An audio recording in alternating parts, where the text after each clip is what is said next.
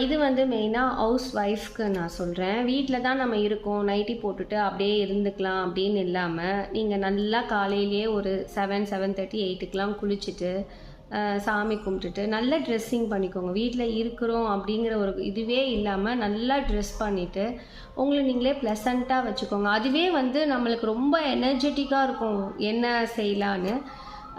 நம்ம சமைச்சு முடிச்சுட்டு ஃப்ரீ டைமில் நிறைய புக்கு படிங்க. புக்கு படிக்க படிக்க நம்மளுடைய ஸ்கில் டெவலப் ஆகும். எந்த துறை உங்களுக்கு பிடிச்சிருக்கோ அந்த துறைக்கு சார்ந்த புத்தகங்களை படிக்கும் போது கண்டிப்பாக நம்மளுக்கு தேவையான தருணங்களில் அது ரொம்பவுமே யூஸ்ஃபுல்லாக இருக்கும். ஏன்னா சில டைம் நான் என்னுடைய தெரிஞ்ச பக்கத்தில் இருக்கிறவங்ககிட்டலாம் பேசும்போது நாங்கள் புக்கே படிக்கிறதுங்கள, நியூஸ் பேப்பரே படிக்கிறது இல்லைங்க, இந்த வேர்டெல்லாம் எனக்கு மறந்தே போச்சுங்க அப்படின்னு சொல்லுவாங்க.